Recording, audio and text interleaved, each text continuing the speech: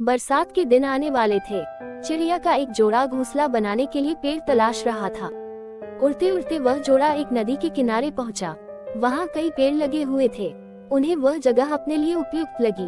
एक पेड़ के पास जाकर वे विनती करने लगे, बरसात के पहले हमें अपना घोंसला बनाना है। कृपा करके हमारी मदद करें। अपनी एक टहनी पर हमें घोंसला बनाने की अनुमति दे दें। पेड़ ने उन्हें इनकार कर दिया। पेड़ के इनकार से चिड़िया के जोड़े को बहुत बुरा लगा। जाते जाते वे बोले, इतना अहंकार अच्छा नहीं। एक दिन तुम भी टूटोगे और तुम्हारा अहंकार भी। पेड़ कुछ कह पाता उसके पहले वे उड़ गए। उड़ते उड़ते वे नदी के पास स्थिति जंगल में पहुँचे और वहाँ एक पेड़ से घोंसला बनाने की अनुमति मांगी। पेड़ सहर्ष तैयार हो गया। चिड़िया का जोड़ा उस पेड़ पर घोंसला बनाकर खुशी खुशी रहने लगा। बरसात का मौसम आ गया, लेकिन अब वे दोनों अपने घोंसले में सुरक्षित थे। एक दिन आंधी तूफान के साथ घनघोर बरसात हुई और वह पेड़ टूटकर गिर गया, जिसने चिड़िया के जोड़े को अपनी शाखाओं पर घोंसला बनाने की अनुमति नहीं दी थी। तूफान थमा और बरसात बंद हुई तो चिड़िया का जोड़ा नदी के पास पहुंचा।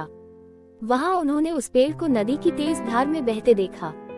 वे दोनों बहुत खुश हुए और पेड़ से बोले, हमने कहा था ना कि एक दिन तुम भी टूटोगे और तुम्हारा अहंकार भी। आज वो दिन आ गया। ये तुम्हारे कर्मों का फल है। पेड़ ने कहा, तुमने मुझे गलत समझा था। मैं पहले से जानता था कि मैं टूट जाऊंगा। मेरी जड़ें मिट्टी का साथ छोड़ रही थी और शाखाएं कमजोर हो गई थी। इसलिए मैंने उस दिन तुम्हें इनकार किया था। तुम मेरी शाखा पर घोंसला बनाते तो आज जीवित न होते।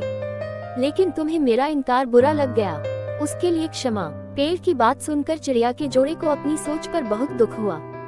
सीख, दोस्तों, कई बार जीवन में हमें इनकार का सामना करना पड़ता है। जाहिर है, इनकार सुनना किसी को पसंद नहीं। इनकार से हमारी भावनाएं आहत हो जाती हैं और उस समय हम सिर्फ अपनी भावनाओं के बारे में सोचते हैं।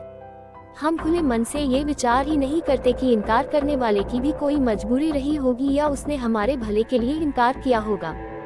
हम उसे भला बुरा कहते हैं, दूसरे के सामने उसकी बुराई करते हैं। क्या एक ना भी हम सकारात्मक तरीके से नहीं ले सकते? अब से जब भी कोई ना कहे तो उसे दिल से न लगाएं। उसका बुरा न माने। हो सकता है किसी की एक ना आपको बहुत बड़ी मुसीबत से बचा रही हो। दोस्तों, मैं उम्मीद करती हूँ कि आपको ये कहानी पसंद आई होगी। अगर आपको कहानी अच्छी लगी तो इसे अपने सभी दोस्तों के साथ शेयर करें और इसी तरह की कहानियाँ डेली पढ़ने के लिए आप हमें सब्सक्राइब कर सकते हैं। Let's learn something new. Thanks for watching.